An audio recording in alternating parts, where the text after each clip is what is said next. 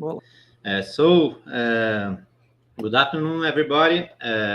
Let me, first of all, introduce myself. My name is Fernando Teixeira.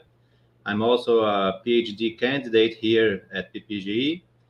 And actually, I'm currently a professor substituto of economics at the University Federal of Rio de Janeiro. Besides that, I'm also a researcher at FIND, a research group that we have here in PPGE, coordinated by Professor Carmen Feijó. Milford is also a researcher of our group. And because of that, I knew Milford in 2020, just some weeks before the end of the world. Milford came here to a couple of seminars in our research group, and we started to talk and find some common interests about research interests as well, of course, about financial system and financial institutions. Because of that, I introduced Milford the case of Maricá, that probably all of you have heard about, because besides the basic income program, that is the main famous program of Maricá, they have the Mumbuca currency and the Mumbuca bank. And the Mumbuca bank has some credit lines, some microcredit lines offered in Mumbuca, so it's quite interesting. And Milford, of course, because has lots of interest in the theme of microcredit and also fintechs, came to me and we started to talk about possibilities on research possibilities. First, we wrote together with Professor Carmen Feijó a chapter of a book that is published by Instituto Darcy Ribeiro from Maricá. You can, if anyone has interest, it's in the webpage of IDR, Instituto Darcy Ribeiro. It was about something like institutional financial arrangements for local development. Milford also has lots of experience in that. And recently, we just finished another chapter of another book, which will be published by Transnational Institute, TNI, about emancipatory technologies. And there, Professor Milford and I, we discussed a little bit about differences between market-driven fintechs and community-driven fintechs, having the case of Maricá as a case of the use of technology, but the logic, it's not the market logic, but it's a community logic, it's a public logic. And it's going to be published soon, I think. So Professor Milford has lots of experience and work with governments around the world, talking about and discussing about the theme fintechs, also about microcredit. So there is a very interesting paper by Professor Milford and Hajun Shang. It's called The Microcredit Illusion from 2010. If you all have interest, it's a very nice paper. And not going along with this history, I will officially present Professor Milford Bateman. Professor Milford Bateman is professor of Juraj Dobrila University of Pula in Croatia, also a visiting professor at St. Mary's University at Halifax, Canada, and a member of Royal Holloway University of London, UK, and also, of course, a researcher of our research group. So please, Milford, it's a pleasure for you, for us having you here, and thank you very much for accepting the invitation. Fernando, thank you very much as always. It's really great to be liaising and linking with UFF and with Rio at this particular time. I would love to be there, but obviously that's not possible at the moment. But we're both hoping that in the near, not too distant future, that we can link up again in person and do some work in around Rio in Maricá.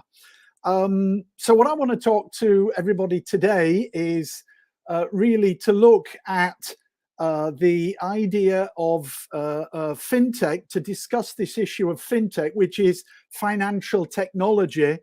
And it's really one of the most important new developments in the field of economics and technology today, with massive implications for the restructuring of not just the financial sector, the global financial sector, but the global economy as well. So a lot of people are talking about it and how it's going to restructure the economy, and how it's going to, in what direction and for whose benefit. So I want to look at that to explain the origin and key relevance of this to what we call financialized capitalism, which is the era within which we are in at the moment, still only just, beginning in the 1980s, with the sort of onset of the neoliberal revolution. We had the parallel rise of financialized capitalism, which was a real reversion towards, a real move towards profit and activity in the financial sector, and away from the old sectors such as principally manufacturing. And I want to look at the different models of fintech that exist and have different impacts, because the way that the fintech is discussed, the assumption is that there is just one model of fintech, and we must go with that model, perhaps refine it here and there around the edges, and that's simply not true. So there's the structure of the lecture. We're going to look at fintech, its links particularly to neoclassical economics, and the way that neoclassical economists jumped onto the fintech bandwagon and tried to turn it into a way of giving renewed relevance to neoclassical economics after it was almost entirely discredited during the global financial crisis. We'll look at the downsides. We'll look also at the alternative to the what we call the investor-driven fintech model, which we call the people's fintech model. And it's very much based on what we found in Maricá, the way Maricá is developing. It's a very exciting experiment, not the only one, I'm sure, in Brazil or globally, but an interesting one nonetheless. So can we start with the next slide? Because there is a great, the idea that financial innovations come along, and one of the assumptions is that they're always going to be good. So whatever the financial sector comes up with, it will be good. Well, no less an authority than Mark Carney, the former governor of the Bank of Canada, the governor of the Bank of England for a long time, and a very much an international economist and financial specialist, very highly respected, basically put the question very easily, or put the situation very easily. The history of financial innovation is littered with examples that led to early booms, growing unintended consequences, and eventual busts. So financial innovation is not necessarily a good thing, at least not necessarily a good thing for everyone. And that's really what we want to look at today. So next slide, we're going to talk about first, what is fintech? So moving on from that. Next slide. So we're going to look at financial. Let's just have a few definitions. And now we're talking here about the basic fintech model of fintech. Overall, it's defined as computer programs and other technology used to support or enable banking and financial services. And it's basically financial services on internet platforms, which everyone can access via mobile phones and smart devices. Now, I'm not talking about big tech, which is Facebook, Amazon, Microsoft, Google, etc., etc. There's a lot of work being done on that. They're also coming under increasing criticism for the way that they are monopolies and the way they are becoming over big and starting to, there are major problems with them. So there's quite a few books coming out on some of those problems. One of the best ones is, I think, Shoshana Zuboff on that. So, but you can get many others. But I'm talking about the basic fintech model. And what I mean by this is essentially four things. You can access credit very easily from an internet-based bank through your mobile phone, rather than going to what we call a bricks and mortar bank.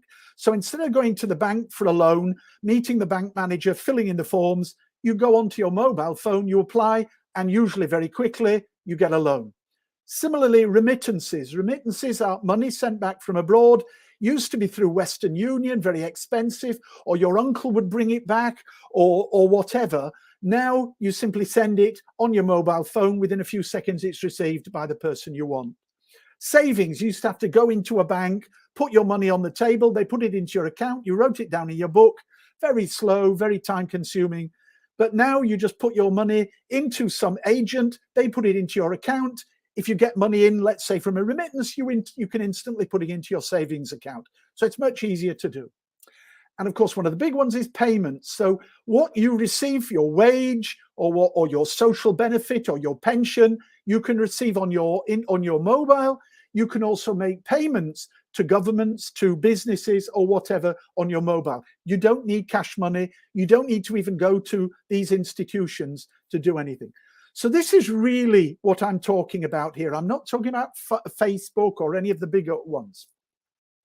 So where did it start? Well, it all began with something called M-Pesa in Kenya. And this started really as a development project by the British government. They were looking at how they could develop more access to microcredit for the poor in East Africa. And one of the things they'd looked at was that a lot of people that were using mobile phones, you would buy mobile phone time and you would send it to somebody else who didn't have any. And it seemed to be that they were sending mobile phones time to each other as a way of transferring value to each other. And so they said, well, if they can do that, maybe they would want to take and manage a micro loan on their mobile. They didn't actually want to do that. What they did want to do was transport or transfer money between people. And so that's how M-Pesa started. It was developed by the UK multinational Vodafone with a grant from the UK Department for International Development, our aid, the British government's aid agency at the time, and it developed into M-Pesa. And what M-Pesa showed was you didn't need to have a bricks and mortar institution to be accessing financial services. And in fact, bricks and mortar financial services were a little bit out of date and would soon be replaced. You could simply do everything on your mobile. And I have to say, this is very true because I've just transferred my bank account. It used to be on the computer. It's now on my mobile phone here, and I do everything on the mobile phone. So no problem. It's a very innovative technology. What's also important is, and this goes on to when we talk about the investor-driven fintech model, is that the unit of M-Pesa was lodged within the Safaricom Corporation. This is a big corporation in Kenya. At the time, naturally, Vodafone wanted to have part of it, and so they took 40% ownership. 35% was given to the Kenyan government so that they would help them and as a reward for having it, pioneering it in a sense. And the other 25% was given out to various local and foreign wealthy investors, many based, or at least some were based in the Caribbean. Now, just quickly going ahead, Safaricom, it's been very, very successful, largely because of its M-Pesa unit. It's now Kenya's largest company. I think it's East Africa's largest company, and it's one of the world's most profitable operations. As far as profit in 2019 was $730 million US.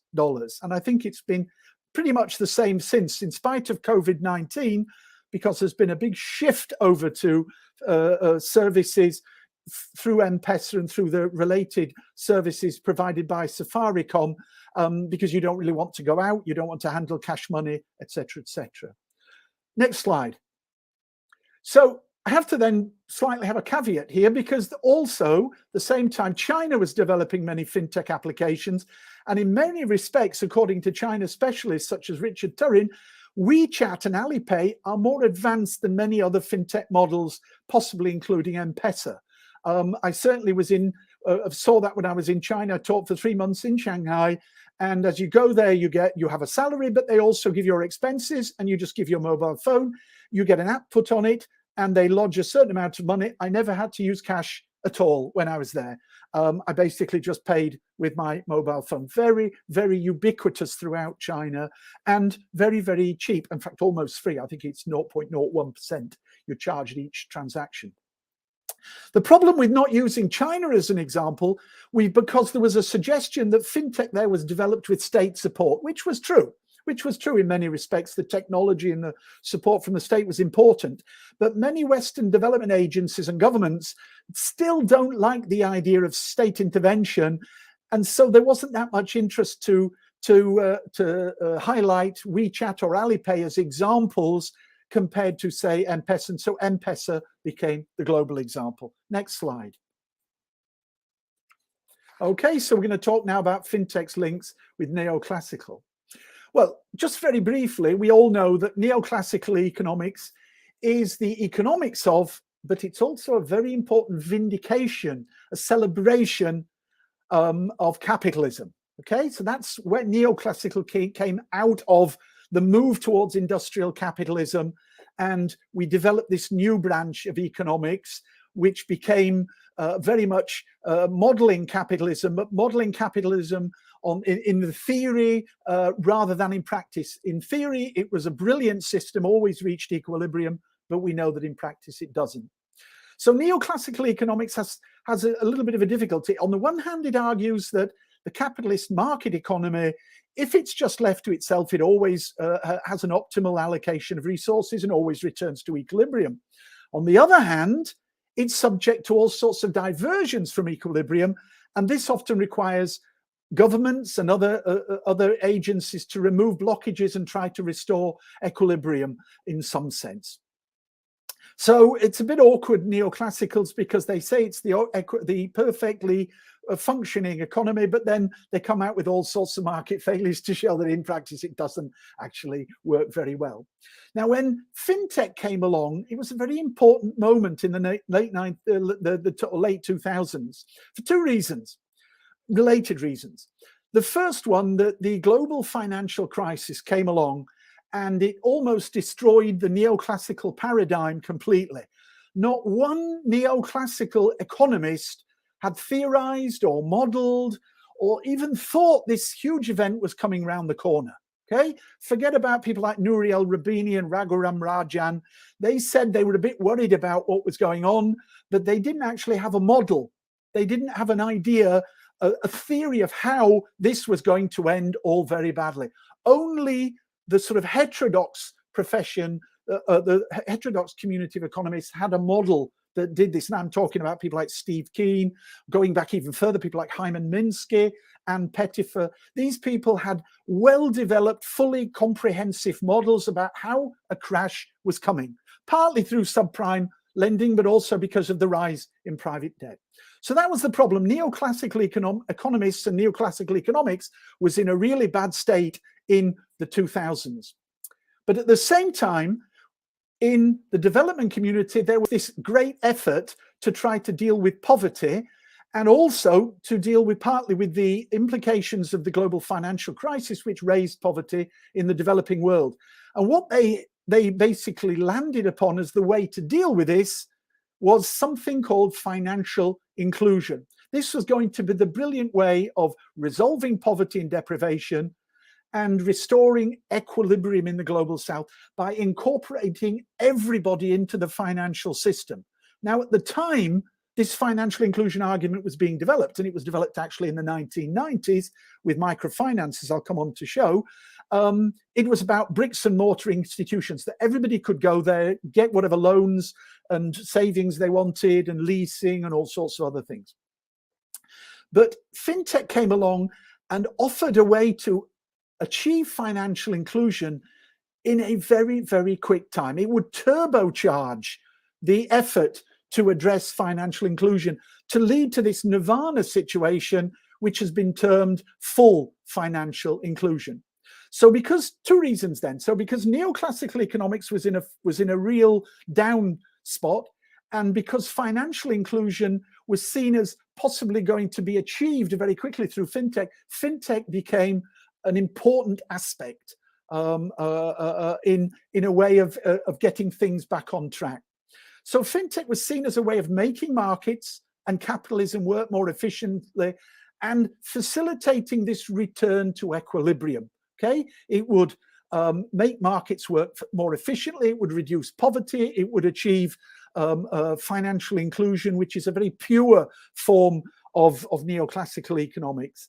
And it would help capitalism to go on, not just to survive, but to go on to new heights of efficiency. So there's many books coming out now by what we call digital utopians, talking about how Fintech is going to supercharge capitalism and turn it into this great system. All its market problems, its market failures will be resolved, and it will work as never before. So the thing is, we don't need to abandon neoclassical economics. Next slide. Okay.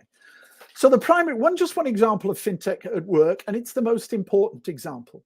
So let's talk about lending and how Fintech has changed lending. Now, lending under bricks and mortar was you go to the bank, you sit with the bank manager, you fill in the forms, he asks about your business plan, he does an assessment of you as an entrepreneur, your business, asks around, asks other people, what do they think, etc., etc. So it's a very human-centered process. Now it's not. It involves the use of impersonal algorithms, algorithmic credit scoring, metadata collection, machine learning, social media use, and also lots of other innovative non-human techniques and tactics to be able to assess whether your business is going to make a big profit, or at least a profit, and you are going to be able to pay back in a relatively quick time. That is what Fintech offers to the bank, a way of identifying the most profitable firms, usually established firms, and that you will want to work with, and you will want to avoid the firms that actually these tactics don't throw up.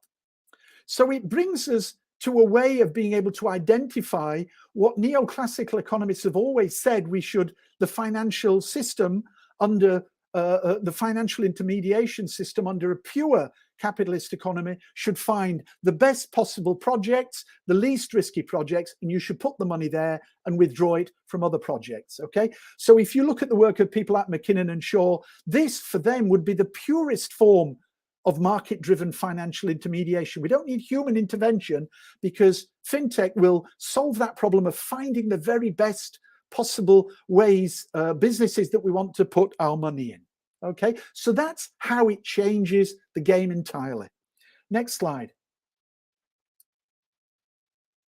Okay, so as a result of that, then Fintech economists began to celebrate the Fintech model. This was going to rescue the neoclassical paradigm, and because of that, they were going to, it was actually going to take it to new levels. It was going to approximate to the pure textbook version of a neoclassical economy, a market-driven economy that people like Hayek and Friedman started writing about.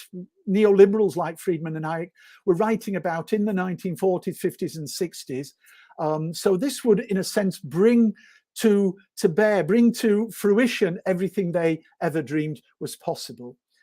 Fintech also promised to the business sector that it would reduce its costs, generate bigger profits, reduce the need for government and taxation, and create new markets. So the business sector was very much on board as well. And so were what we call its trade unions, like the World Economic Forum. It also funds a lot of think tanks. They, of course, came on board very quickly with Fintech. And of course, it funds a lot of economists, either funding the universities and departments or individual economists who then began to write great things about Fintech. So neoclassical economists began to promote the Fintech model very much on various narrative grounds, two in particular. One, you might have heard about this, that it democratizes finance. Finance is going to be accessible to everyone, rich or poor. Okay, and this leads to a fair economy because everybody will have the opportunity to access financial services. Okay, people like Robert Schiller have very much argued this. In the development field, though, they've argued that Fintech will start to resolve poverty and promote development in the global south, principally through this idea of mass entrepreneurship, that the poor must learn that the state won't help them, social welfare won't help them. Their only way of helping themselves is to start a business and, in a sense, become a pure capitalist. And so a lot of development economists began to write about the way that Fintech would promote poverty reduction and development through this concept of mass entrepreneurship. But all this was going on. Very few people actually talked about, well, hang on a second, most financial innovations, as people like Mark Carney said, actually have downsides. They might be coming later around the corner, but we don't want to be like neoclassical economists that didn't understand that the financial crisis was coming. Maybe we should start to look and try to look ahead and look at what's actually happening on the ground, look at the data and trends to say, well, is this what are the downsides to fintech, and what's coming around the corner? And we need to do this, but this is not something that neoclassical economists to do because they're too busy celebrating the fintech model. Next slide. So let's have a look at, let's narrow down, what we call the investor-driven fintech model. So slightly repeating myself, fintech then was a lifeline to many financial institutions after the events of 2008. They were trying to recoup themselves. Obviously, they'd been bailed out by the US government, and the financial sector was bailed out everywhere around the world. So they made massive profits before 2008, and they were bailed out after 2008, and now they're making massive profits again. But one of the ways they're making massive profits is because they're all moving over to fintech-based financial systems. JP Morgan, Citibank, all of them are either setting up their own fintech units, buying fintechs themselves, or doing all sorts of things around fintech because they realize this is going to be the next wave of profit making. So they need to manage this process in a particular way. And that means you don't want governments intervening to say, hang on a second, you've got to do it this way, you've got to look after the poor, etc., etc., you've got to pay taxes. So they don't want that. And so they effectively took control of the fintech model, if you like, as it began to emerge, to the extent that we would now call it an investor-driven fintech model. Okay, so the way that the fintech model has emerged, the way it operates today, it operates to the benefit of investors. Okay, so what I mean by this is that they control the supply of basic fintech services. So they make their money from supplying these services to the population. And the job of the population, or of the poor, but especially in the global south, is your role is simply being instructed or encouraged or nudged, to use the word introduced by people like Richard Thaler, into simply consuming these fintech services as much as possible, and in particular ways that maximize profits for the investors. So what this means is that the potential of fintech to radically improve the economy and society is really not going to be realized as perhaps we were once told it was when, for example, M-Pesa came out, because it has been, in a sense, hijacked by a particular stakeholder group of investors, but also the international development community. And as we'll come on to Western governments, rich Western governments, it's not going to do perhaps what we want it to do. Next slide. Now, another point is that a lot of governments in the global south were a bit wary of fintech. They had a lot of problems in the 1960s with structural adjustment programs. They had problems with all sorts of other interventions with corporations from the West. So they were a little bit worried about another model of financial innovation coming from the West. I mean, hadn't the West just had a problem with subprime mortgages, which nearly broke down, blew up the entire world economy? So many governments in the global south had to be persuaded that this was a good thing for them. And the way to do this was to revert back to the old idea of financial inclusion. So we want to involve all the poor in financial services to achieve this nirvana called full financial inclusion. And this is how fintech is going to help you. This is how you're going to achieve this thing called full financial inclusion. Now, the old model was about achieving full financial inclusion, particularly in terms of microcredit, so that you could escape your poverty by becoming a micro-entrepreneur. This is how we were expected to do it in the 1960s, 70s, and 80s, under structural adjustment programs and then under microfinance. It didn't work then, as we'll come on to in a minute, but for some reason, fintech will do better now. So that was one argument. It will allow the poor to escape their poverty once and for all by becoming micro-entrepreneurs. It's the old argument. Now, some economists, some neoclassical economists said, well, actually, microfinance didn't work. So we can't actually use that entire narrative. We have to come up with a different narrative. And they came up with the idea that, okay, some people, this might work, but for most, the use of financial services, it will help them to manage their poverty, not escape it or eradicate it, but manage it. And you should read a book, really a very good book by Collins and Jonathan Morduck, who was one of the main advocates for microfinance in the 1990s and 2000s, now saying, well, actually, microfinance doesn't really work, but it's good that the poor have access to financial services to manage their poverty. So this is how the whole financial inclusion mandate, backed up by fintech, was going to be sold to governments in the global south. Next slide. So we want to talk now a little bit about the downsides, why perhaps this nirvana is not going to be reached. Next slide. So I want to say, first of all, that we, as I just said earlier, because I have my bank account now is on my mobile phone and it works very well. There's no denying that fintech applications have led to many really, really very positive benefits enjoyed by the poor and enjoyed by everybody, in fact. And we're not trying to downplay this in what we write about fintech. These benefits are real. The slight problem is that they're what we might call front-loaded. So these benefits are here and now. But what we have to do as economists, as responsible economists, is to say, that's great, we're having benefits now. But they said that about subprime mortgages, because it did allow some people to buy houses where before they weren't able to. But how will this play out in the longer term? So we have to look, and as I said, we have to look at the data and the trends, not build theoretical econometric models, but look at the data to see, well, where's this going? Where is this going to go? How is this going to affect development in reality? Maybe not now, but in the future. So that's part of what we must do. We must try to predict how it's going to happen. And through work we've been doing, we can at least 6 major downsides to the investor-driven financial model. So next slide. The first one is, and this goes back to when I talked about entrepreneurship, micro-entrepreneurship.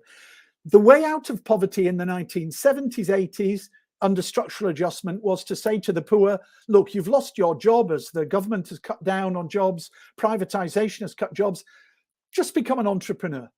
Okay, this was the Marie Antoinette, let them become entrepreneurs. Okay, so that was how they dealt with mass poverty and unemployment as a result of structural adjustment. It didn't work because most businesses were failing, it was a problem. Microfinance came along with people like Muhammad Yunus, and they basically said the same thing. They said, right, you've got poverty, you've got unemployment, but why don't you start a business? And I know what you're going to say, we don't have the money. That's what you didn't have before. Now you have this thing called a microcredit, so no more excuses. Now go out and multiply, okay?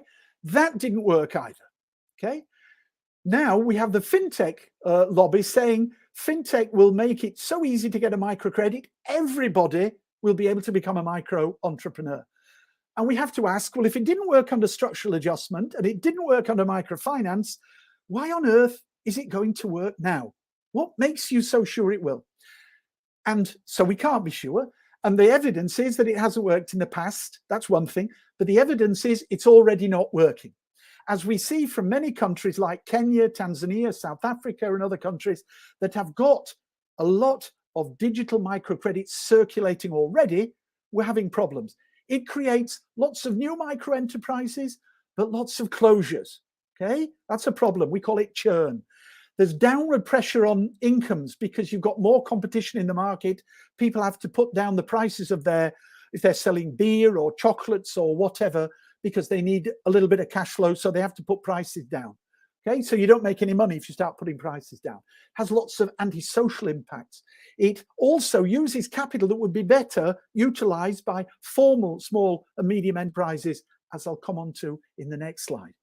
So providing additional quantities of digital microcredit will actually exacerbate the existing situation of what we call churn ongoing in most countries in the global south, particularly in countries like Kenya, which we would expect as the first to start the project.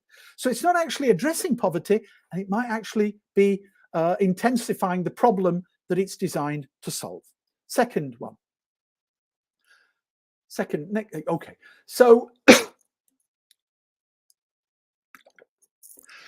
so we know that micro-entrepreneurship doesn't really work. Now, some neoclassical economists have said, okay, I accept that argument. But what if fintech was to support small and medium enterprises, okay, with crowdfunder and peer-to-peer lending models, which use these algorithmic scores and machine learning, artificial intelligence, social media? Surely they can find the best SMEs to support, even if they're in Silicon Valley and they're supporting them in Nairobi or Phnom Penh or Bolivia or La Paz. They can find these SMEs and support them. Surely that's a good thing. Well, as I said earlier, this is good for the fintech because it can identify the most profitable and riskless enterprises, and they might well get extra money. These will be established businesses with a track record, perhaps importing goods which can be easily sold, quick turnover, no real problems with technology or whatever. But the problem here is these aren't the businesses, these aren't the SMEs which will lead to sustainable growth and poverty reduction. Okay, the evidence for that is that you have to promote those businesses that are going to innovate, that are going to use new technologies, that have growth markets somewhere around the world or locally, that are going to train their workers. All those things are necessary. Those are the SMEs we need to support. History shows if we want to develop and move out of poverty. And those are precisely the SMEs that crowdfunders and P2P lenders will not support. In addition, we also know that these SMEs that we want require a local ecosystem of support, local relationships and networking and infrastructure, and also more intangible ideas of cooperation and trust. And where SME development has been very successful, we see these in ecosystems at the local level. But fintech is not going to have any role to play in building these, unlike other financial institutions elsewhere, because they might be in Silicon Valley. Why are they going to spend money on trying to build that ecosystem in Nairobi or La Paz? They won't, for profit reasons. Second, because they're so far away, they won't know what to do. They won't have those links. So they don't actually contribute to building that ecosystem. So what we're saying is that crowdfunding and P2P lending is anti-developmental. It funds the wrong type of enterprises from a sustainable development point of view, but not from a profit point of view, and it ignores the right type of enterprises. Third point, next slide. Fintech is one of the great benefits initially of like M-Pesa was that if you had a brother in Frankfurt sending you back some money to Nairobi, it used to be very complicated and expensive through Western Union or sending it on the plane through friends or whatever. Now it's with a mobile phone and they can send something. And this means that household survival has been aided because you can get money very quickly from friends and family abroad. Now that sounds good in the short term, but in the longer term, if it's so easy, you start to petition your friends and family. Hey, I've got a wedding coming up. My daughter's ill. I need more money. It's dead easy for you to send it. Just send me a little bit more. And this, as we know from other social solidarity networks, will eventually degrade the important remittance channel. So we've got to be careful about that. We're already seeing it happen in Kenya, where people are closing their mobile phones, going cold, because they're just being bombarded by people saying, please send money because, you know, it's so easy for you to do so now and it's free for you to do so and I need money. Fintechs are also cottoning on to this remittance flow and saying, well, you know, this is a lot of money going through people's accounts every month. We could use this as collateral. So we'll sell people all sorts of crazy things, but we'll take the money to repay these things we sell them out of their monthly remittance check that comes via fintech. And so people are getting into more and more debt, are buying all sorts of crazy things, getting into more and more micro debt because of this. In other words, the fintechs are using the remittance aspect as a form of collateral in order to take, in a sense, more value from the clients at the other end, which is not a good development either. Next one. How are we doing on time? Okay, so we've already talked about microcredit, and microcredit was one of the biggest problems. Was it led to over-indebtedness in so many countries? Okay, we saw this all over the world. We had in some countries the over-indebtedness that in places like Andhra Pradesh in India and Bosnia, it created a meltdown and all sorts of economic and social destruction. So that was a problem. Fintech lenders are talking about you getting a microcredit at the touch of a few buttons. Okay, so that's one thing. But also fintech lenders as investors, they need to reach scale. They need to get as big as possible, because that way you can then start to develop the revenue to repay the investors, and the CAO wants a really good Wall Street style salary. And also you need to plump up the business because you want to sell it off or do an IPO. And so the bigger you are, the more money you're going to make. Doesn't really matter what sort of clients you take on, you need to reach scale. So what does this mean? Well, it means you're going to create more over-indebtedness. It's becoming a huge problem in Kenya. It's a problem in South Africa, Tanzania, Ghana, where fintech as now digital microcredit is so easy, it's creating a major problem. 5. Next one. Initially, a lot of people said fintech is brilliant because it means I don't have to go to the bank, or I don't have to use a check and take money in cash and have problems of thievery and fraud and all sorts of problems like that. If I can just go on my mobile phone, it will cut out fraud entirely. Well, that hasn't quite happened, and we're now suffering a wave of fraud and fintech crime, which is becoming a huge problem in the global south. And in a worst case scenario, this was the fear in a recent article I saw by none other than the World Bank, it's creating what we might call a criminogenic environment that fintech, because of hacking and all sorts of other problems, is leading to fraud and thievery on a grand scale. Now, they're trying to hold it back, but there's no guarantee they'll be able to do so. Next point. The final one is that, well, I'm sure in Latin America you're aware of issues like colonialism and imperialism coming from the north, and natural resource exploitation. So these are old historical ways for the developed countries to develop by taking the wealth and the value from the poor countries, and in the famous term, underdeveloping the southern countries. So this was, I'm a Brit, I know how this worked with colonialism. We became wealthy because we took a lot of the wealth from Africa, from India, a little bit in Latin America, but not much. And it became, you go to Liverpool and London and Bristol and, Nottingham, you can see where this wealth came from and how it built up these big cities. Okay, so that was history. Fintech, owned mainly by Western corporations, is now coming in and is extracting something called transactional wealth, the wealth that is created by the tiny transactions of the poor. It's pulling all this together, and in most cases making big profits, that's for sure, but in most cases sending most of that money back to Silicon Valley or Wall Street or the City of London or Frankfurt or Shanghai or whatever. Okay, so this is a process of what we call digital extraction. It's not colonialism, it's not imperialism, it's not natural resource extractivism. It's, in a sense, a fourth wave of extractivism. And for that reason, it's taking the money that these countries could use to develop under their own steam by reinvesting that money in their own industrial capacity. In particular, that money is actually going to the likes of England. For example, Vodafone owns 40% of Safaricom, which owns M-Pesa.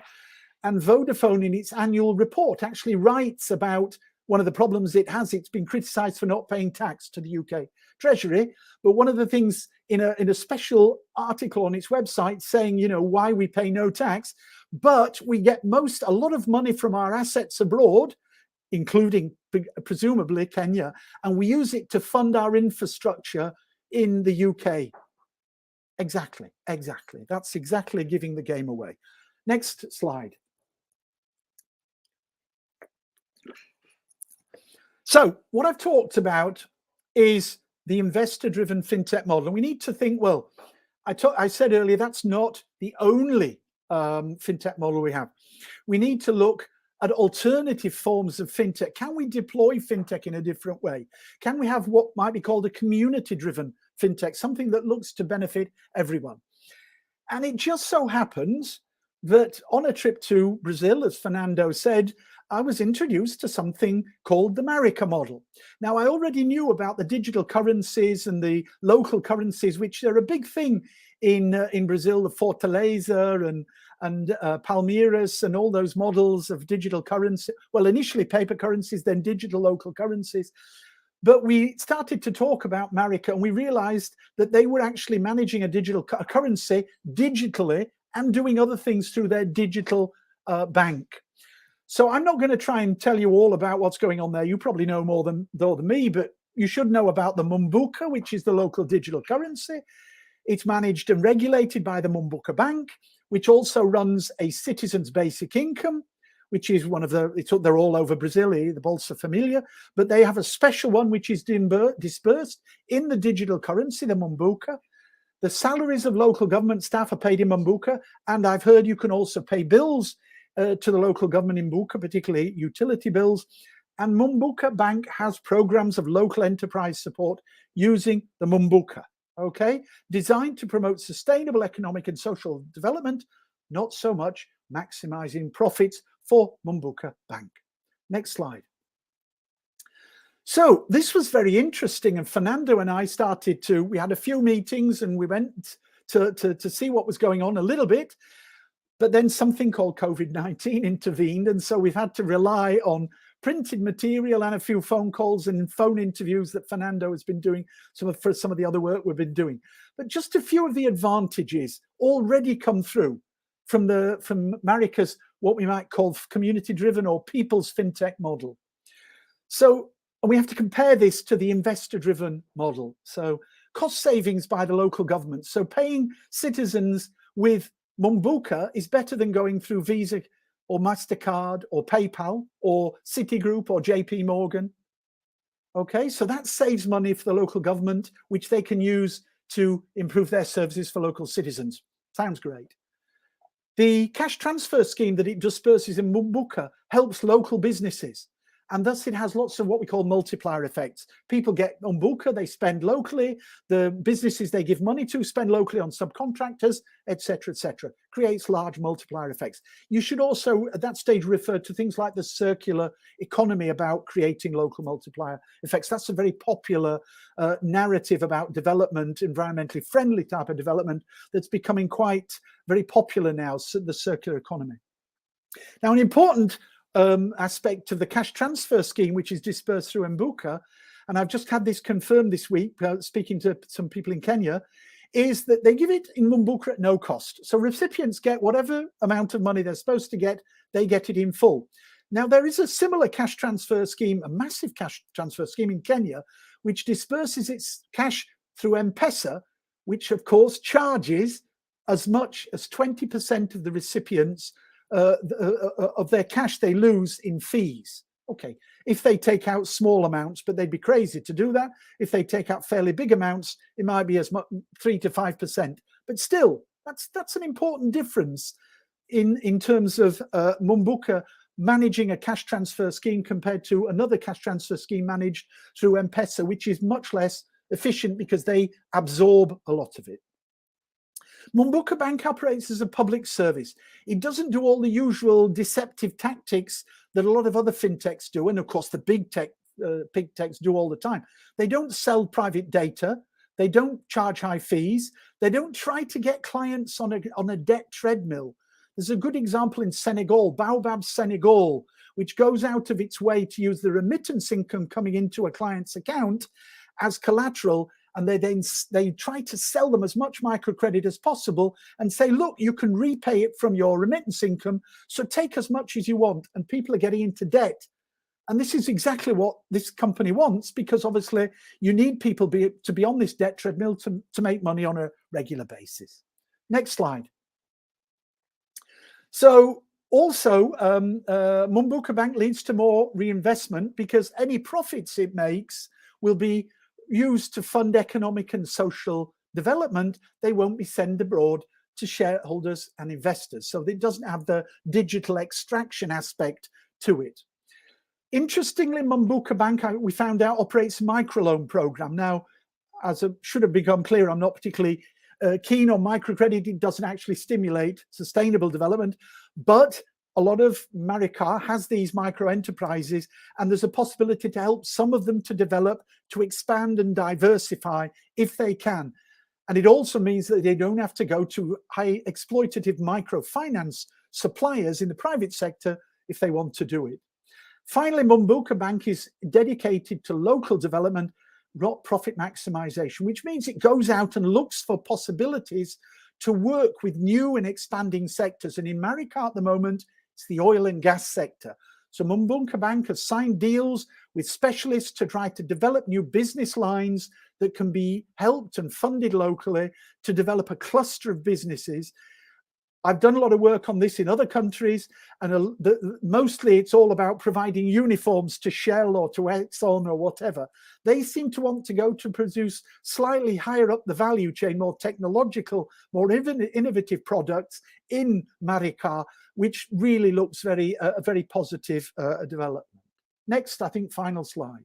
So wrapping up. So Fintech, I think we should all understand, is an innovation that is a historic discontinuity. Came across that term in a very interesting article in the structure, operations and conduct of financial systems everywhere. So people are talking about Fintech as a real divide between the old ways of doing it in bricks and mortar financial institutions and the new ways of doing it in Fintech. So it's a very legitimate object to study by economists, political scientists, anthropologists, sociologists, etc., etc. Fintech also, however, offers neoclassical economists a way out of their problems. Okay, it means that they can start to look forward, that capitalism and neoclassical economic theory is going to be reinvigorated and made better by Fintech, and poverty and all the other downsides to capitalism are going to be dealt with Fintech. Okay, but we know that already serious downsides have started to emerge, and so we need to look more deeply into those downsides to see how deep they go and what we might do about it. But the key thing is Fintech is structured to operate. It's not, is it going to be for the benefit of all humanity, or is it going to be like subprime mortgages in the US? Is it going to be an innovation that enriches a few at the expense of the many? And that's the problem we're left with now with the investor-driven Fintech model. So finally, we turn to alternatives to the dominant investor-driven Fintech model. We've seen that alternatives exist. I mean, Marika is just one example. There are many other examples elsewhere that are starting to bubble up from the bottom as people realize that this Fintech monster might not be controllable and might go in directions that we weren't promised it would go, and they need to start planning for the future and developing alternatives. And I think we need to do that before it's too late. So thank you very much, and I would refer you to the TNI paper that I have coming out with Fernando. We just changed the title a couple of days ago, The Promises and Perils of Investor-Driven Fintech, Forging People-Centered Alternatives. That will be coming out with the Transnational Institute at the end of this month, almost certainly, probably the first week in February at the latest. And we can let you, if you get in touch with Fernando, if you want it, or if you have any further queries about this or anything to do with anything else I've talked about, drop me a line at my email address. So thanks very much for listening. I hope you got something out of that. I hope I didn't go too fast. Thank you very much, Milford, for the brilliant presentation and the provocative way of thinking, comparing those two models. I mean, we do have to be able to direct some response by our side. I mean, it's not just criticizing, but I think it's very interesting to have something to put as an example, or at least a possibility. I don't know. Before people starting questions, we are open for questions for everybody. There is already one from Professor Emmanuel Boff. Do you want to make the question, Professor, please? It's okay if you read, no problem. Okay, so thank you a lot for the presentation. It was interesting. As I work with local communities, I find it difficult to keep the social cohesion of communities and the widespread use of microcredit. It seems there is a trade-off between the scale of financialization of poor area and its social cohesion. Do you think that fintechs might be used to keep the solidarity of poor areas? That's the question. Yeah, I certainly think that is the case. Going back to the old microcredit model, it was when this whole microfinance revolution took off in the 90s. One of the aspects that was celebrated was the idea that the microfinance institution was in the community to develop solidarity. It was going to bind the community together. It was going to help the community to develop. It was part of the community. Now, this was clearly shown not to be the case very quickly, particularly when the microcredit industry was commercialized in the 1990s under pressure from the World Bank and a lot of economists whose theoretical models said that this would work better, as they said subprime mortgages would work better. They theorized that this would work better, and so microcredit was commercialized, and then any of the bonds that initially existed between microcredit institutions, which were originally NGOs, not perfect, but at least they were NGOs, was then broken because they were commercialized. And they were then bought up, which came a bit later, because once they showed that they could make a hell of a lot of money, then investors' ears began to prick up and they started to move in. Now, this started with like Banco Sol in Bolivia, which became hugely profitable, and people thought, wow, this is something. But the real, if you like, also the end of microcredit came in 2007 when Banco Compartamos in Mexico did an IPO and made multimillionaires out of everybody involved, and the investors made a couple of $100 million, charging poor Mexican women 195% at the top range, probably around 100% on microloans. So that smashed the idea that this was about developing solidarity. Okay, from my own point of view, I've seen this in Cambodia, where it started out as NGOs, often sponsored by UNDP, the ILO, whatever, and then they became commercialized and then bought up by all the big investors, mainly in East Asia, and they are the most aggressive financial institutions. They are the most profitable in the world. They have recklessly lent to the point where Cambodia, with 14 million people, I think, is now the world's most saturated market. And the government is fighting in order to keep this whole great big monstrosity afloat, because if it goes down, it will take part of the financial system with it. So I think that was the problem. When it was commercialized, it became a business. And of course, the objective of business is not to create and develop solidarity, it's to make money. So I think that's the problem. But I think also there are some financial institutions, and I'm talking about credit unions and financial cooperatives, and I know from my good friend Fernando Fail that credit unions and financial cooperatives are very big in particularly the southern part of Brazil. And I'm hearing that they are saying, well, look, we have been bricks and mortar, but we need to go along with this fintech because we can serve our clients better. We can cut our costs. We can make this better and we also have the objective of making life better. So I can see that if they are to adopt fintech, and there's a big movement for credit unions and financial cooperatives to adopt fintech, and I'm all for it. If it means that their objectives of creating solidarity and sustainable development in ecological sustainability are advanced, then they need to adopt this technology, because it's the way you use it that's important, not the technology, so much the technology. So I think they can do some good. Yeah. Thank you a lot. I just made this question because I work with poor people in near Maricá, in the city of Magé and Duque de Caxias. My question is this tendency towards commercialization inevitable? Or how can the fintech revolution, if it can maybe stop this trend towards commercialization, or if there is this trend, in fact, could it keep the social cohesion of a group? Because we have lots of discussions there, because when we try to create cooperatives there, there's this whole question about the tendency to disrupt the group once one or people start getting more money than the others. Then there are lots of issues internal to the group. And it's interesting as well, because I did a research with a student at UFF, Rodrigo, and he works. He of course he couldn't do the interviews properly because of the COVID pandemic, but with people who use the Maricá currency in the Mumbuca currency in Maricá.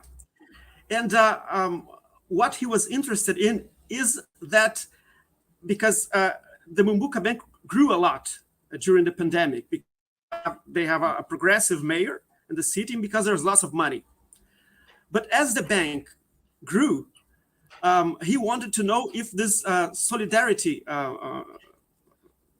was still on. And he could see that that was difficult to keep. Most people was already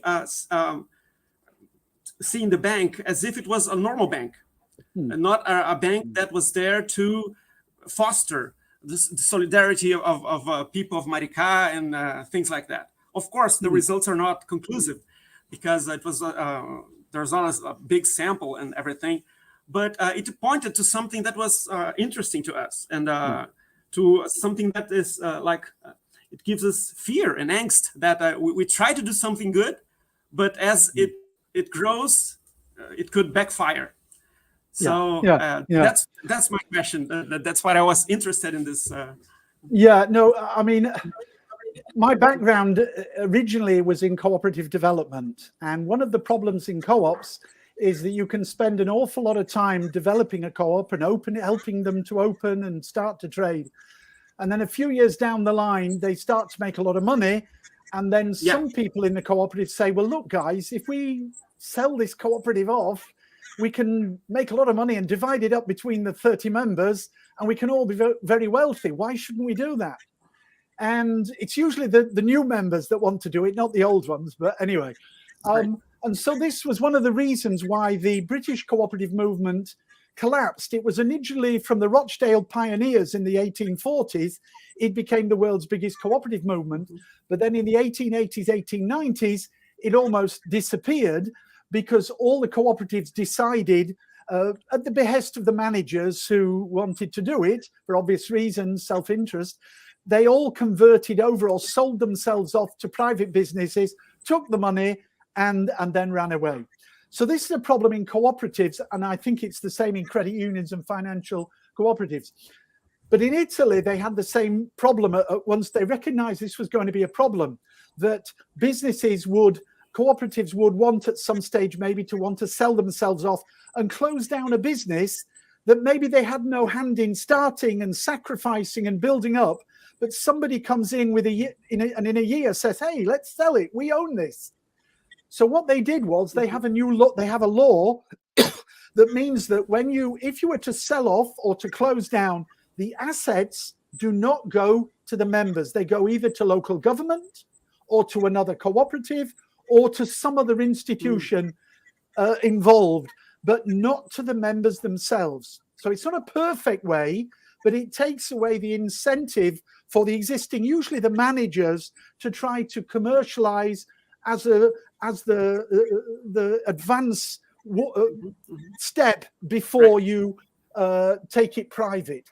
So it's not perfect. And I think it is important, because a lot of the reasons that people have wanted to commercialize and sell off these cooperatives or credit unions, sadly, it's because of the ambience of the time. Since neoliberalism as a project came in, it's almost, the old phrase, greed is good, greed is okay, greed is fine. Why shouldn't I try and make as much money as I can, and I don't care who I hurt? And so if we sell off our cooperative, I don't care what the sacrifices they made to build this in my town. I can make a lot of money. Let's sell it. Legal regulatory structures exist in Italy, in Germany, to stop people from trying to do it. And they seem to work. Mm-hmm. I mean, in Germany, you have the Sparkassen and the other cooperative banks and people's banks, which still operate very well because they're partly owned by local government. So that prohibits the managers from being too greedy, paying themselves too much. So I think it's a real risk. It's a real problem. But I think there are regulations and ways, state participation or whatever, or regulations, or like in Italy, that if you sell it, the assets don't go to you. They go not to the members. They go to local government or to another cooperative, or the cooperative federation is one other aspect. So I think there are ways around it. Yeah, it is a problem, but I think it is a solvable one. Yeah, I think it depends on to have a regulation, like a state or municipal or other federal regulation to help that. Otherwise, it's like you said, it's like the sign of the times. Everywhere you see that people should be more entrepreneurial. We should commercialize everything. So yes. Yeah. So let me go into this theme of regulation, because and ask you a question, Milford, about neoclassical responses on it.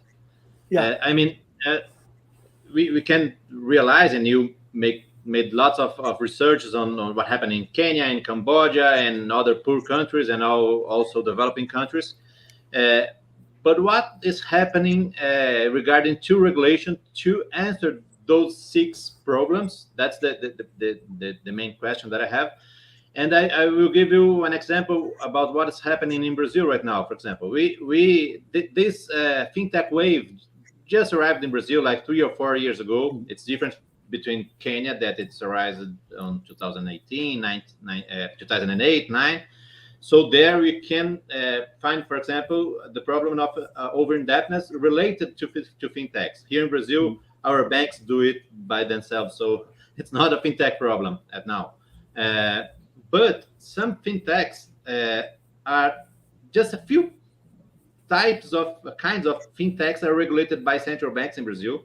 Most of them are not regulated by the central bank. It's regulated about other agencies, and even if they have some word bank, as for example, one of the biggest one, it's called the Nubank here in Brazil, but it's not a bank, and it's not regulated as a bank. So because they are becoming very, very big and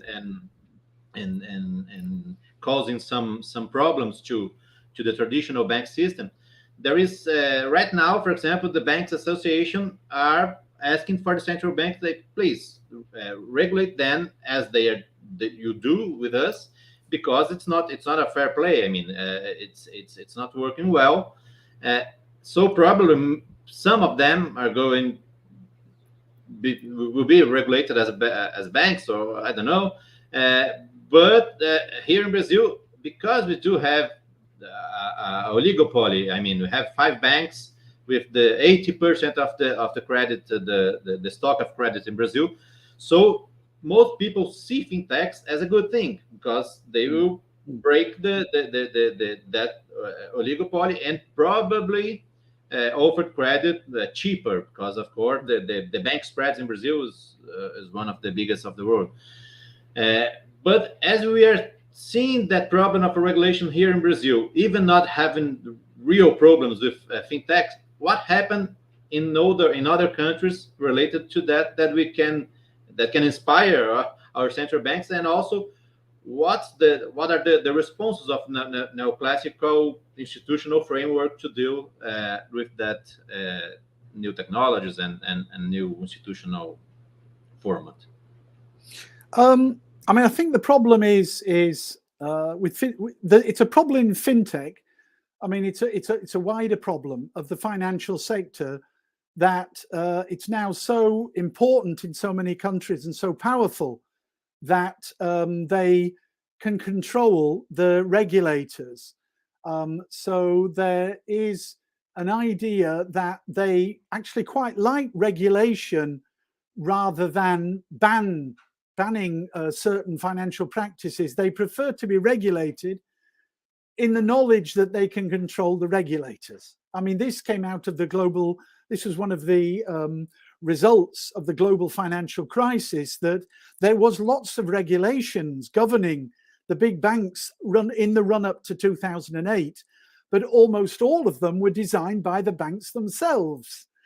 They did not want to have certain things banned, so they said, please give us regulations, knowing full well they can move in, buy up the regulators, and they get such soft regulations, they basically amount to nothing. Now, fintech comes from the same sort of direction.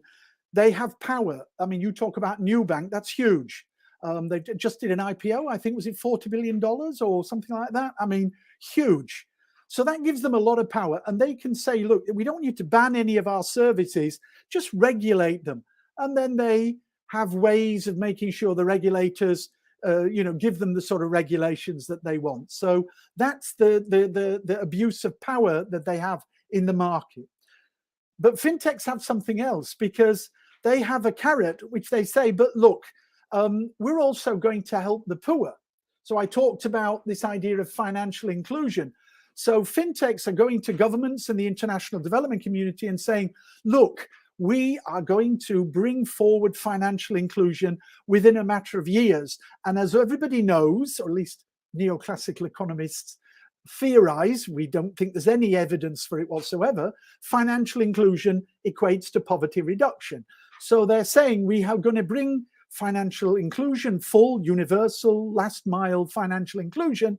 Therefore, how can you even possibly think about strictly regulating us or banning us? We are bringing something to your country.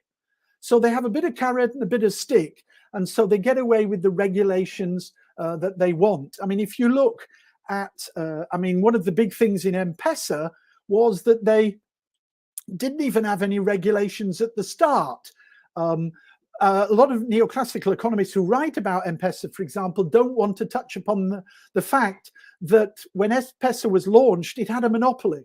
It had an artificial monopoly because shares in Safaricom were given to a group of powerful Kenyan insiders by Vodafone with the express purpose of lobbying to make sure that M-Pesa would have no competition. Okay, so on the one hand, you have the British government, which its policy is always market competition, lots of competitors. But on the other hand, in a sense, sponsoring an organization that was creating a monopoly for its services. And so that's how M-Pesa was able to grow very quickly and charge high prices, because it had a monopoly. These people who were given shares in Safaricom were lobbying the government to make sure every obstacle was put in place of any form of competition, except for one tiny bank, which was owned by somebody connected to the president. And so they had the market to themselves. So they were able to scale up very quickly, charge very high prices, and they're making $800 million a year profit at the moment. So that's how they were able to do that, if you have the power to do it. They did it at the start. Many other fintechs are now coming in and splashing their money around and their power around and are able to do that and create the regulatory environment they want. I mean, another example, again, working in Cambodia, the big microfinance institutions, all of which are now moving on to become fintech platforms. So they will be able to make a lot more money they're making now, because they'll get rid of their employees and they'll be able to pump out even more. Basically are part of a close group with the government, the National Bank, the Microfinance Association, and they are a little group that meets regularly and discusses things, and they all come out with regulations that everybody agrees with. How do you stop that? It's not just in Cambodia. It's every look at South Africa with its banks there. They're all very tightly controlled by one particular community, usually the white Afrikaner community. They all work together. They lobby together. They're part of business associations together. Then they get the regulations they want.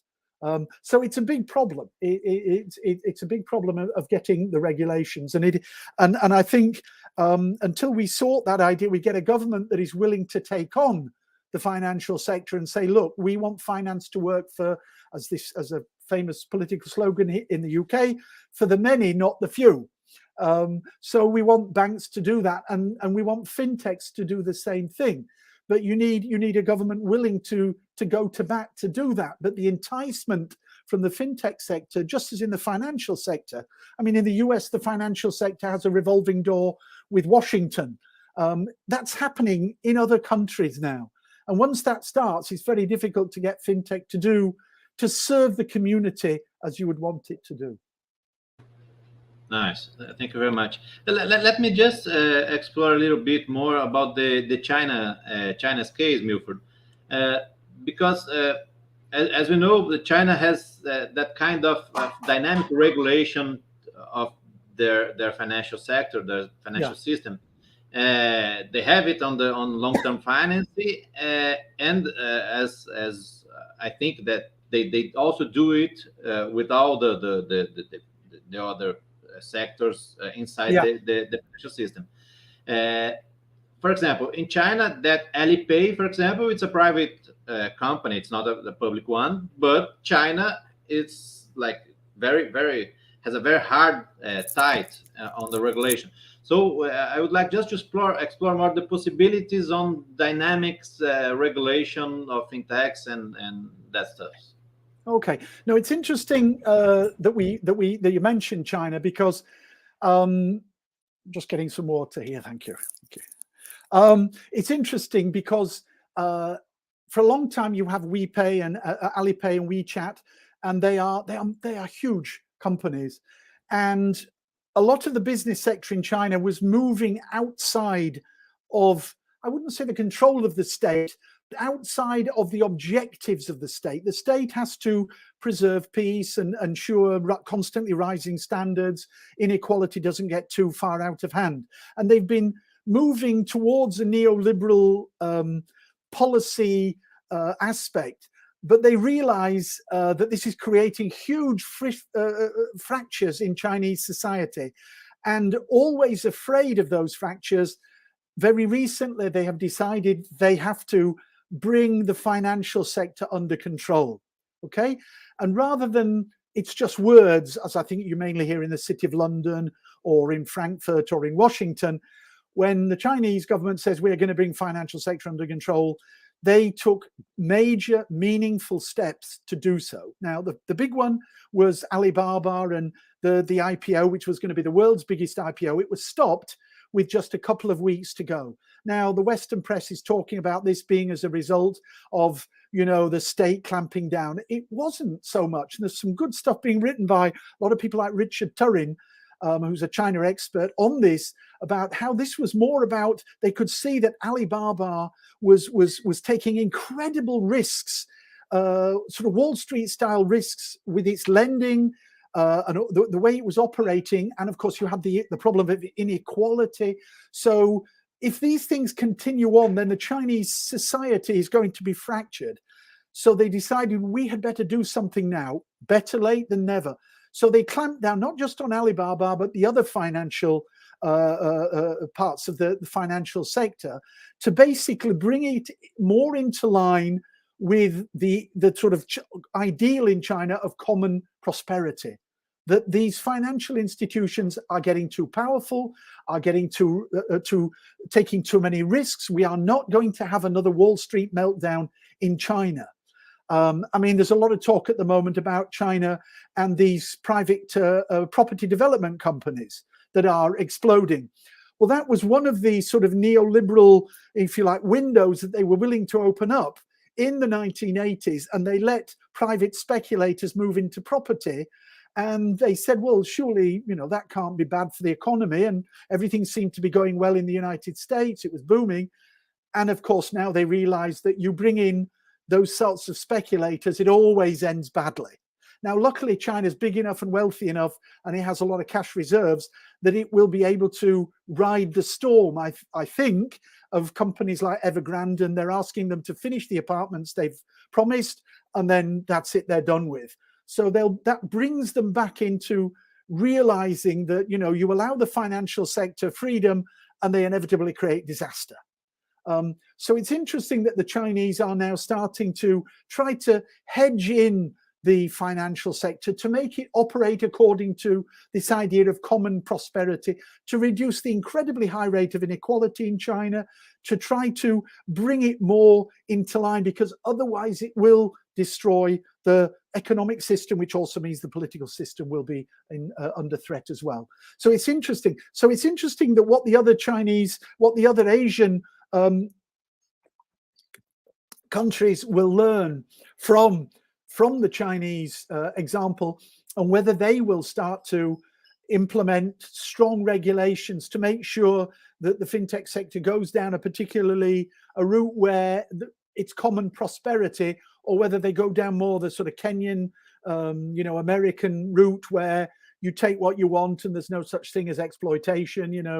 If they go down that route, then that could lead to more trouble. So it's going to be interesting to see what are the results of the Chinese experiment, and whether whether other countries learn and say we better put finance back into the box, because otherwise it will destroy us. It nearly destroyed us in 2008, and there must be a lot of worried people thinking that if we don't do something, I mean, at the moment the stock market is booming in the world, which is absolutely crazy during a pandemic. We all know why, because of stock buybacks and QE being used to buy shares and all those crazy things that are going on. We know that the real economy is struggling, but the financial economy is doing very well. So we'll have to see whether the fintech is actually brought back into the box a little.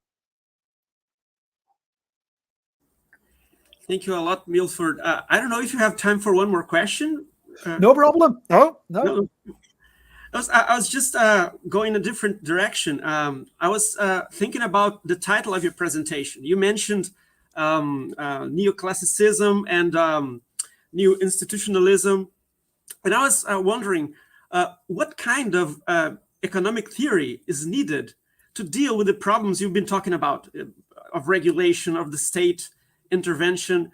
Would that be some kind of, I don't know, Keynes type of theory, or maybe original institutionalism of Veblen, I don't know, or Marx? I was just wondering what kind of heterodoxy this, because what I like about your presentation is that you have lots of data or real world cases, and that's very good for us to think about. But at the same time, it's very hard to come up with only one theoretical framework to deal with all those difficulties that we have dealing with different countries and stuff like that. So I don't know if you could talk about what kind of economic theory could we have, or if we could have one to deal with all those differences between countries and stuff like this. Well, my background was initially in academic. I did a PhD and then taught in a university in the UK universities for quite a few years. But then I was also doing a lot of consultancy work. So I then jumped into the consultancy world for about 20 years. I still had links in the academic world, and I love teaching, lecturing, and writing. So I was a little bit out in terms of the theory, but so I've come back in now. I've come back in, and so what I mean, as I mentioned, I talked about in the lecture, neoclassicals are beside themselves with joy at fintech, because fintech gives new life. I mean, the concept that people like David Harvey talk about a fix, that capitalism needs regular fixes. So once it starts to go into crisis, some new thing needs to come along to give more life, whether it's debt or, I would argue now, fintech comes along, and it actually gives the sort of neoclassical model and capitalism a new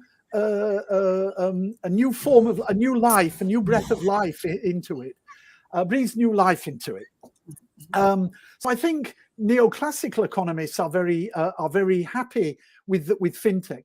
In terms of a more theoretical, on the progressive side, I mean, I think my background or faith or whatever is in this sort of institutionalist.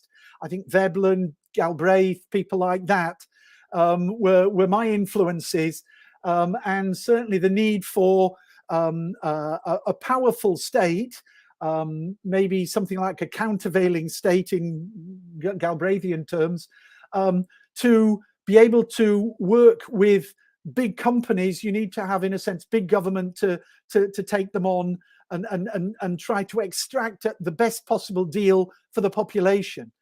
But I also, at a more progressive level, I look at, I'm very much an advocate of a mixed economy. I think big companies really can't be in private ownership. They have to have some sort of democratic mandate. So I would say they have to be under some sort of public control. I mean, we have, in the UK, we have such horrendous experience of the private companies in utilities, in the railways. When I used to teach in the UK, we would look at the German public rail system, the French, the Swiss, the Scandinavian, and compare it to the British and private, run by Richard Branson and people like that. And the comparison was laughable. It was just ridiculous, the quality on the continent. And we had many students that we had a famous case of one student who came on the TGV from Paris and then got onto a train in London, clickety clack, the way to the university where I was working in Wolverhampton, and said, "Oh my God, what the hell have I come to? We have in Germany and France, and here it's like 60 years old." Yes, but it's private. What do you expect? So I'm very much subscribed to the idea that big companies, you have to have public management and democratic mandate. And I mean, we've learned our lessons so many times. And then down medium-sized, there's roles for cooperatives and self-management and stuff. And then maybe some smaller businesses that can be in the private sector, entrepreneurs or whatever. So I'm very much a mixed economy. And I think that ties in with more of an institutionalist. I think what matters is the sort of institutions you build and the institutions you build to regulate other institutions and companies. And if you get that right, you go to, for example, Denmark or Sweden, and the quality of life is so far ahead of anywhere that I've been in the United States, for example, because they have a very institution-thick society, whereas the United States has a very institution-thin society, and there's no safety net. There's nothing. There's nothing there to, even in the good times, but in the bad times, the safety net is just, as we're seeing under COVID, is just not there. So I would say there's I think institutional economists are coming out with the best critiques of fintech. And also Marxist economists are coming out with good fintech, and particularly from an imperialist, neo-colonial, some good stuff being written on that, on the neo-colonial roots of fintech, about how it's this fourth wave of extractivism, and it's quiet, it's pure, it's not going to have any labor problems. The mines under the natural resource extractivism in South Africa had huge labor problems. The fintechs won't have anything. They only need a few people. They can pay them really what they want, because all the work is done by computers and mobile phones. So it's a perfect form of extractivism.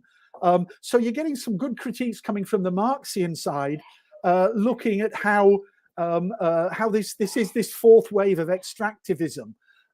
So yeah, but my background would be more from an institutionalist aspect, and there's some good work being done on it. Thank you. Yeah, I think you mentioned digital extractivism. I've heard about digital neocolonialism, about these big tech companies and how they build the infrastructure that we use in the South. So it's difficult for us to have like technological independence to So I think, really, it goes in the discussion now about bitcoins and stable coins and everything, and central bank digital currencies and things like that.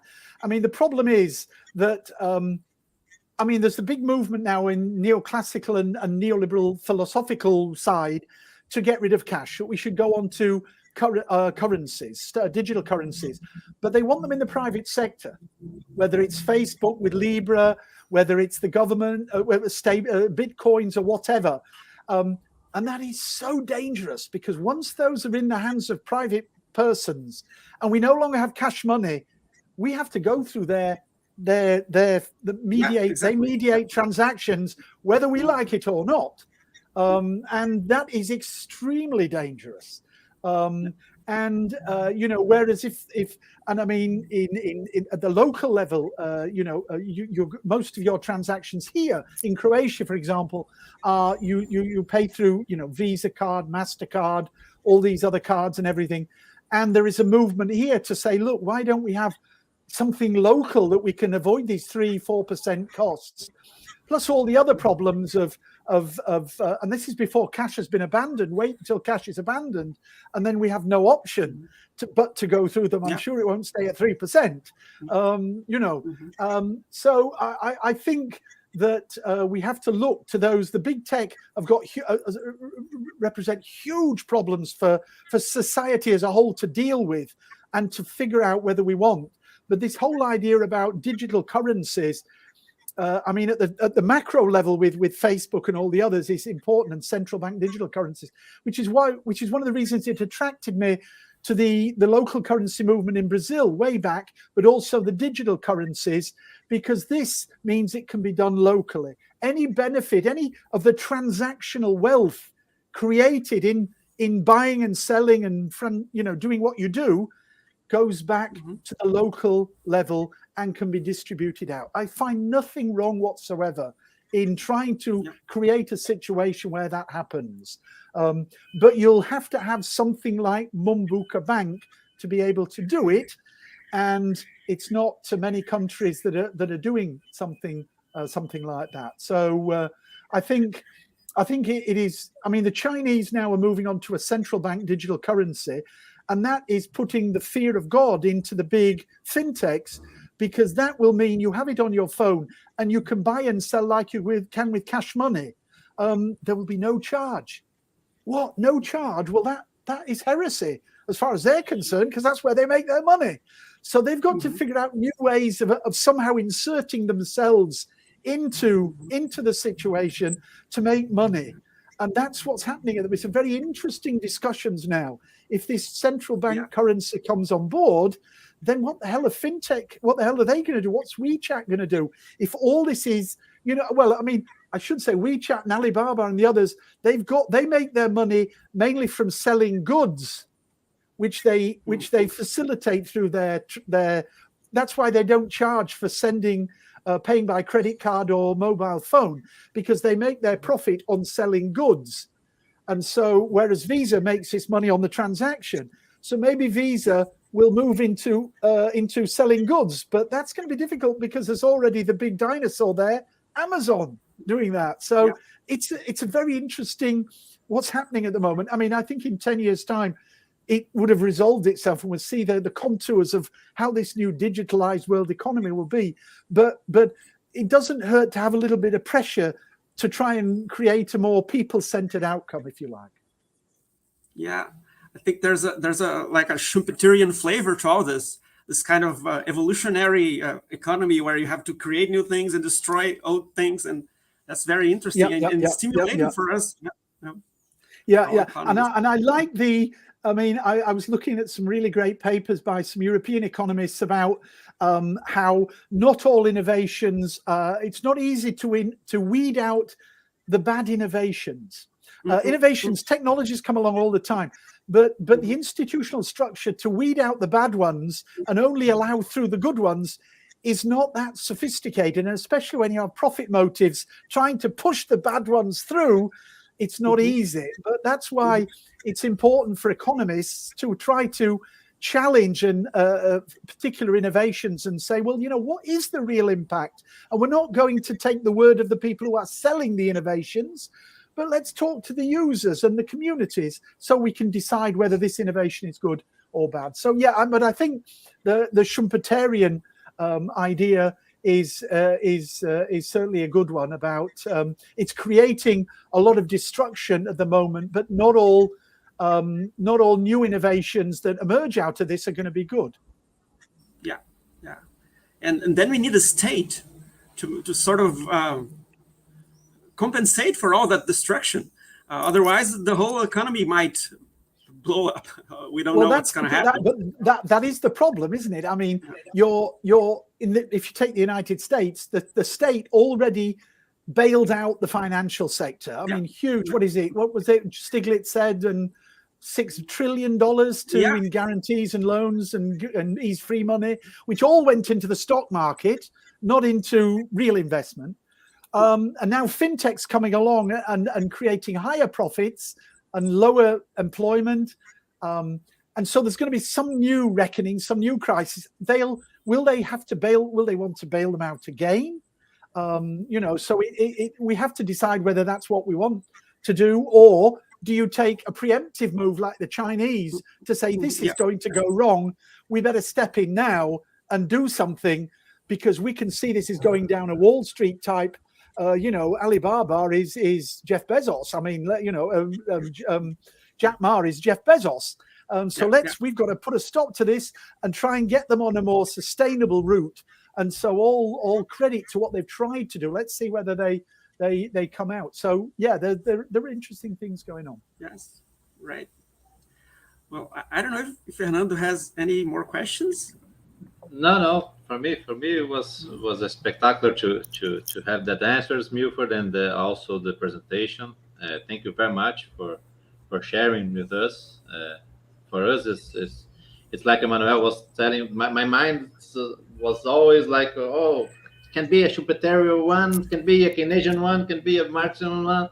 So I mean, it's very interesting to have some love of changes on how we look things.